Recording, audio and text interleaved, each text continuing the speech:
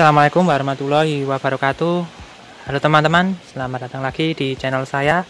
Pada video kali ini saya akan membuat video mengenai letak dan identifikasi sensor, aktuator, dan ECM pada mobil yang ada di depan saya ini.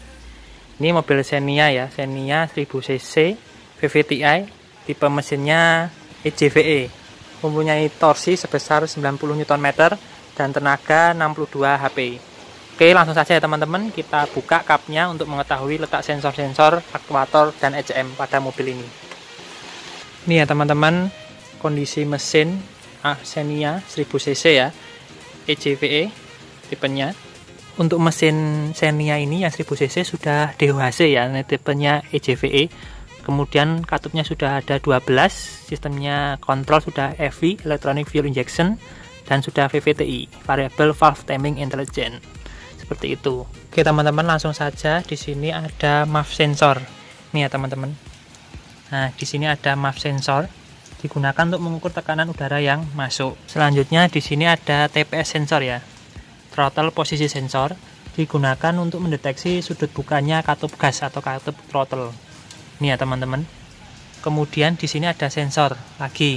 Ini sensor IATS dekat dengan filter udara.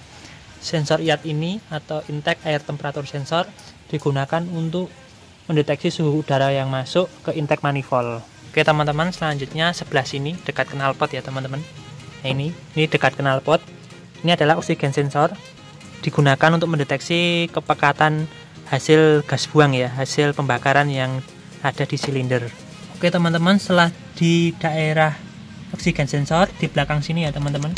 Nah ini ya teman-teman, di belakang sini ada namanya ECTS, Engine Coolant Temperature Sensor, digunakan untuk mendeteksi temperatur mesin ya, temperatur mesin, agar tidak terjadi overheating. Selanjutnya, di atasnya ECTS tadi, sini, bagian sini ya teman-teman, bagian sini, namun di daerah yang dekat intake manifold, itu ada namanya CMP atau Camshaft Posisi Sensor, digunakan untuk mendeteksi posisi camshaft atau pembukaan katup ya. Sensor selanjutnya di sini ada CKP, Crankshaft Posisi Sensor, dekat dengan puli ya teman-teman. Ini ya teman-teman, crankshaft. Nah di sini digunakan untuk mendeteksi posisi poros engkol untuk membantu saat pengapian. Jika crankshaft ini dicopot rusak, maka mesin tidak akan bisa hidup ya teman-teman. Setelah CKP di sini juga ada knock sensor. Knock sensor ini ya teman-teman. Ini knock sensor digunakan untuk mengetahui knocking pada tiap-tiap silinder. Oke teman-teman, itu tadi sensor ya. Sekarang kita beralih ke aktuator. Aktuator di mesin Xenia ini yang 1000cc EJVE. Di sini pertama tertuju di sini ya teman-teman. Oke, ini adalah ISC, Idle Speed Control. Aktuator ini berfungsi untuk mengontrol langsam atau stasioner pada mesin. Jika mesin tidak stasioner, bisa jadi ISC-nya ini, bagian throttle bodinya ini kotor ya teman-teman, bisa dicek. Oke, selanjutnya teman-teman di sini. Nah, di sini ada OCV, Oil Control Valve. OCV ini sebagai katup ya, untuk mengontrol oli, digunakan untuk gear di sini ya, gear VVTi ya. VVTi-nya ini masih satu, bukan yang dual VVTi ya. Selanjutnya di sini juga ada coil ya teman-teman, aktuator coil. Nah, coil ini ada 3 ya, karena ini 3 silinder. Di sini ada 1, kemudian 2 dan 3 di bawahnya air filter ini. Setelah itu di sini ya teman-teman ada injektor. Nah, ini yang berwarna oranye. Nah, di sini. Ini yang berwarna oranye itu ya teman-teman. Itu adalah injektor, digunakan untuk menyemprotkan bahan bakar ke masing-masing silinder. Itu juga aktuator ya teman-teman. Kemudian aktuator yang lain di sini ada extra fan ya.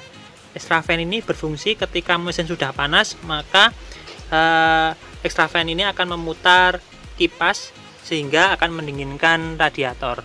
Seperti itu. Ini juga aktuator extra fan. Setelah aktuator yang lain, di sini juga ada pompa bahan bakar.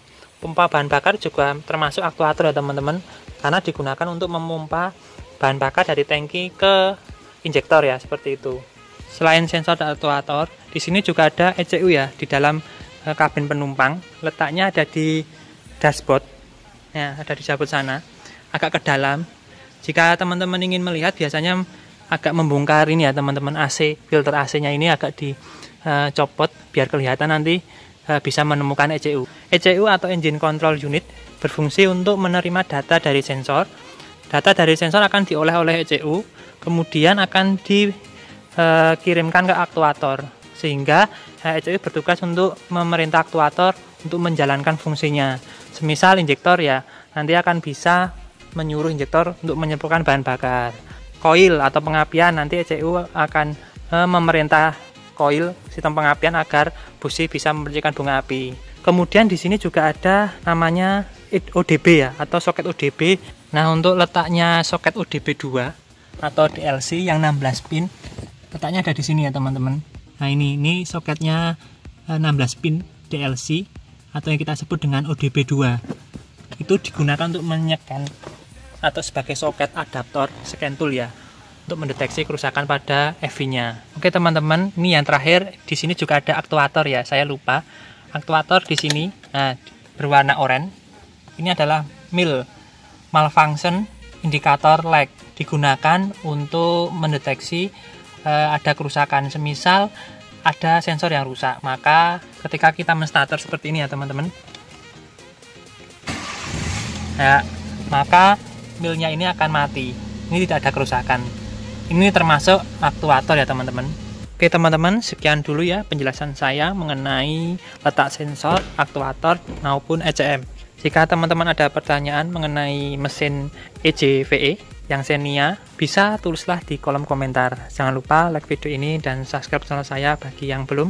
Sekian dan terima kasih. Sampai jumpa di konten-konten otomotif berikutnya. Saya akhiri, wassalamualaikum warahmatullahi wabarakatuh.